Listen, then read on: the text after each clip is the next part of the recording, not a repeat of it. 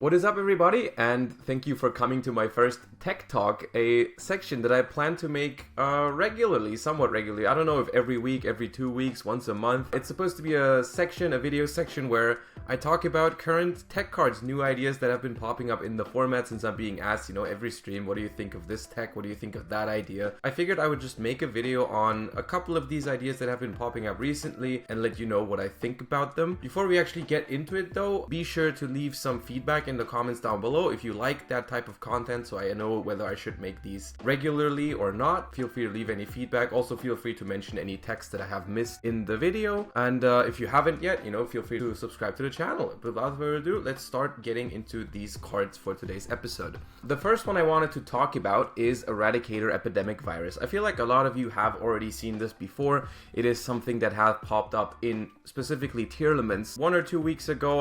I think Jesse already played it at YCS Rio, but we saw Bowden give a deck profile with it after the Oceanics past weekend. It is a very good idea, I think, to help counter the spell-heavy versions of decks that have been popping up recently. Just as an example, the deck that I played at the European Championship, a super spell-oriented version of Spright, focused on like board breakers, talents, mystic mind, enemy controller, change of heart, all these types of cards that people are really keen on this format because they are so much more efficient than hand traps when you're going second. This card deals with really well, and it of course is also an out to Mystic Mind, so you can just play this instead of the Galaxy Cyclone. And if you mill it, you actually plan on milling it because you want to set it with the Nightmare Griffin, so sometimes you will even Curious for this. As far as how I would rate this, I think it's a very good idea. I think it's better than playing a Galaxy Cyclone. You do have to make room for the Griffin in the extra deck, but I would rate this a solid 8 out of 10. I think it's a good idea. It's a good response to the stuff that sprites are doing right now. And you see Mystic Mind everywhere, so I think this is just a very reasonable thing to do. The meta might change in the future as to where this is not warranted anymore, where you'd rather play something else. But right now, as the meta is, I do think it's probably something that I would play in Tearlaments, especially Danger Tearlaments, because that can make Curious. Next up, I want to talk about the Runic cards. I've brought up Runic Tip here, but the Runic engine in general, I think, is something that has a lot of potential, mainly in sprites so far is what I've been seeing. The pure Runics is fine-ish. It's kind of a floodgate deck for the most part from what I've seen. It's playable, but I don't think it's particularly great, especially, like I said, if people are doing the Eradicator thing, then this deck becomes like significantly worse. But Runic Spright is something that I'm also gonna rate a solid 8 out of 10. I think it needs some solving,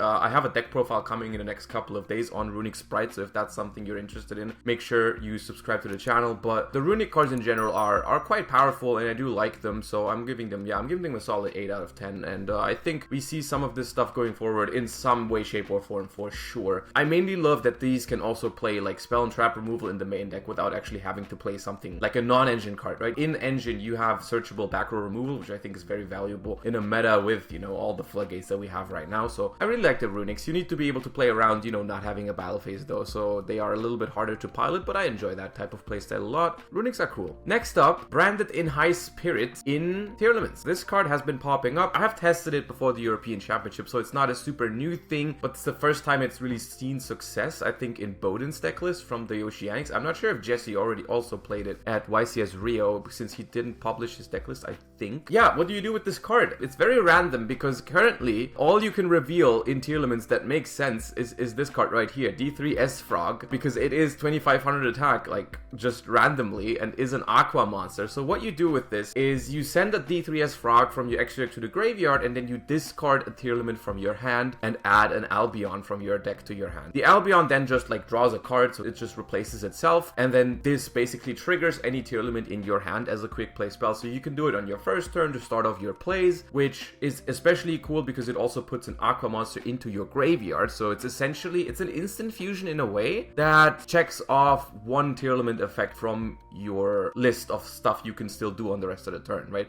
Which instant fusion doesn't, but it still gets you to Kid Kalos in combination with any Tearlament that's not Rhino Heart, right? So you have a lot of cards to combine this with, and it also works with Nessie. In case you're playing Danger Tearlaments, you can discard a Nessie. You don't get to make a Kid Kalos, but it's not a dead draw, at least. And it comes back to your hand in the end phase, so that is not bad. Still nothing too crazy, I feel like. You can play this. I don't know if the extra deck slot for the D3S Frog is actually worth it. It's quite a cool idea. Also, it is worth noting that being able to use this on your opponent's turn to discard a Tearlament and fusion fusion summon on their turn, maybe trigger your field spell, pop a card, is quite cool. I'm rating this a solid 6 or 7 out of 10, since all the lists that have been using it have been going way past 40, and I'm not a huge fan of that. I don't actually remember. I think Bowden played over 40, which I don't know if I would, just to fit this card, go over 40 and use an extra deck slot, but it is still a good idea and not bad. Next up, we have something that, it's funny that I consider this a tech card, but we're gonna talk about Spright Jet and Spright Smashers in combination. Of course, not in a Spright deck, but they are being put into tier limit decks right now, and I'm being asked a lot, you know, do you like playing some amount of sprites in your tier limit deck? First of all, what's the point of playing these? I guess you might wonder. Why are people playing one Jet and one Smasher in their tier limit decks? It has multiple reasons. The first reason is that you can simply make Dark against Spright, steal their blue, which they will usually have in the grave after turn 1, and then you, instead of just having 2 bodies, you get a free Jet and a free Smashers out of just summoning their blue with Dark, which is quite powerful. It has more uses though. It's not completely reliant on, you know, using Dark on your opponent's blue. It also works with just gigantic Spright. You can like do a normal combo in tier elements, make an Elf, Reborn Merly, turn these 2 into gigantic, summon Jet, add Smashers, and that way you have Smashers in your hand as a free interruption, quote unquote. And then you turn the gigantic and the Jet into a second Elf, and that Elf then on the opponent's turn can revive a Merly that can mill and stuff like that. I mean, Elf is already quite popular in tier elements even without this, so it is only natural that you might go one step further and play the gigantic and a second Elf as well to do this. Takes a little bit of extra deck slots. If you mill the Jet, it's not bad because you can just Elf it back and get the Smashers that way. If you mill the Smashers, it's gone. If you mill the Smashers, this doesn't do that much, which is why I'm also rating this a solid 6 or 7 out of 10. You have to know if this is worth it to you, because drawing the Jet or the Smashers alone is not the greatest thing in the world, even though Jet is like a fine discard, or if you happen to get to Merly, then you can use the Jet. They're not ideal as draws. Jet is a fine mill, Smashers is a bad mill. They're alright. You don't have to do this, but I mean, it's a nice benefit that you just get another free out to Mystic Mine if you actually pull it off on your first turn, right? You get a Smashers, which is powerful against Dark Ruler, powerful against Mystic Mine. The space has to be worth it to you though, because I once again don't know if I would go much over 40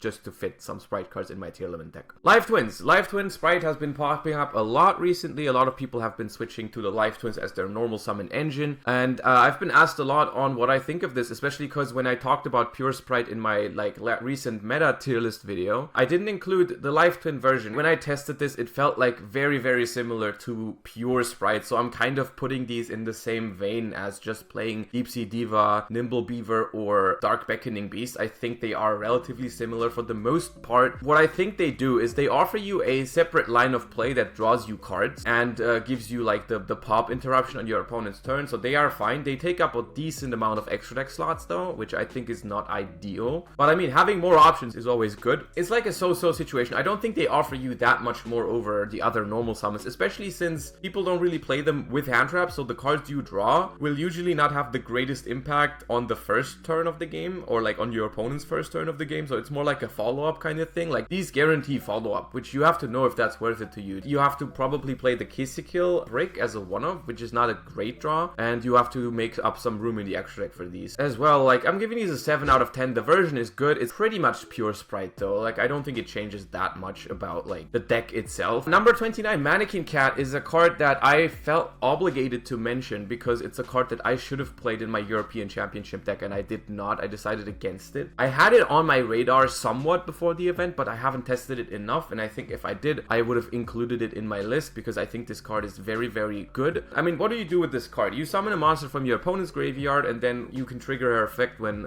if a monster is summoned to your opponent's field while you control this monster. You can target one of the monsters they have and special summon a monster with the same type or attribute from your mostly deck is what you're going to do, but you could also summon from hand or grave. So what you do with this, and what actually would have won me my top 8 match at the European Championship, is if you don't have access to blue or Jet, and you also don't have access to the frogs, you always encounter this situation where if you make a gigantic, you have to decide between either do I get my Spright game going or do I get to Toad, right? If you play this card, what you can do, which is especially good under Mystic Mine, because in Mystic Mine Spright, right, you're gonna have that situation a lot, is you activate Mystic Mine, you put another monster on your opponent's board that's a dark, and then you summon a Spright blue from Mannequin Cat, get yourself the Jet, whatever, yada yada, do your plays, then you can still make gigantic Gigantic and still summon the Swap Frog, so you have the Sprites in rotation and you have the Frogs in rotation, and most importantly, you have a free XYZ on the board. So what you can do, especially against Tearlaments under Mystic Mine, is you can activate Mystic Mine, make Mannequin Cat, put an additional monster on their board, which gives you more freedom under Mystic Mine because they have more monsters on the field now. Summon a blue from Mannequin Cat, summon Jet, special the Jet, make a Gigantic, and then before you use the Gigantic, you can attack with the Mannequin Cat and make a Zeus on top of it, and then you can activate Gigantic and chain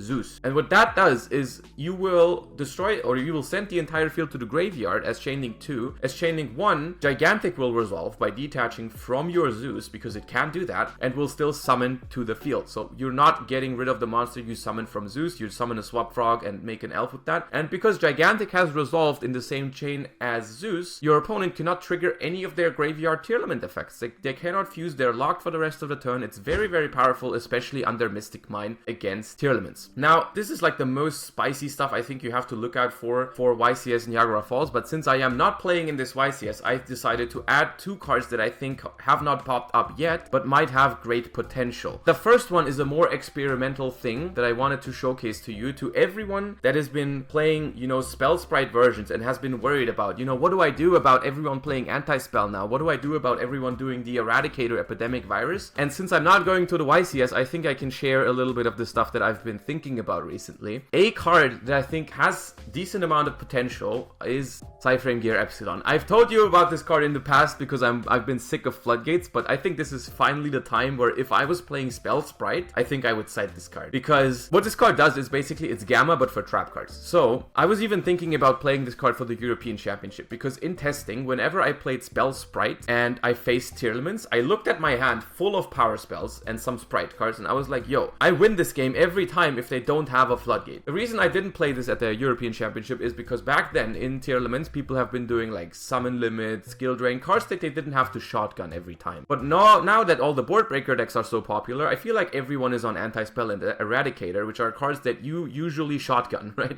You usually shotgun Eradicator and Anti-Spell.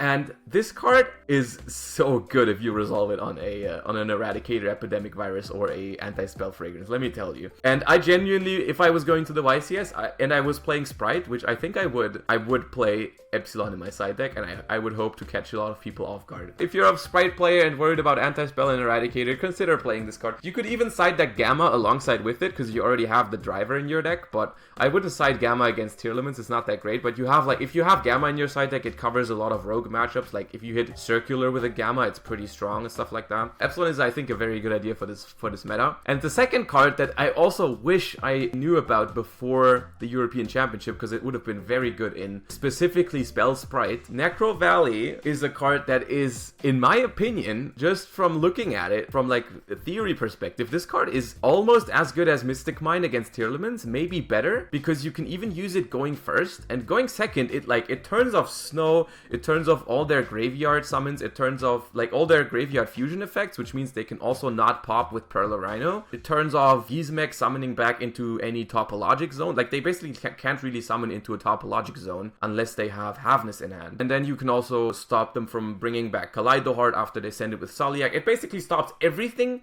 that's not Sulliak and like Dweller. If they have Redoer, so be it, right? They can't do much with it because they can't fuse with the Tearlament they detach. I think it's very, very good against Tearlaments, because it also, like, if you go first, you just side it and just slap it down, which you can't do that with Mystic Mine. If you have Mystic Mine, you also have to like limit your plays somewhat, right? You have to like pass on a low monster count or just not play at all. With Necrovalley, you can just play. If you're playing Sprite, the only thing you have to not do is like you can't use Elf and you can't use Ronin, but everything else basically works. No smashers, but like your deck definitely does way more than their deck under Necrovalley. So it's another card that, of course, it loses to Eradicator and Anti-Spell, but if you're playing Spell Sprite, you might as well just accept losing to those, except for like siding Epsilon and Reboot. But Necrovalley, I think, is something that is gonna make Tearlament's lives really, really hard. So if you're worried about the Tearlament matchup in any deck, consider adding this card to it. Very good going first and second. I like this idea a lot. I wish I had it before the European Championship, but I did not. I hope you enjoyed this little tech talk. I hope it helps you, keep up with the meta game that we have. If you enjoyed this video, consider, leaving some feedback so I know how to improve this in the future. I'm planning to make this a regular series on the channel, and if you liked it, then make sure, to let me know so I know that I can continue doing these, and subscribe to the channel. Without further ado, I hope you enjoyed, and have a great rest of your day. Bye bye, everybody.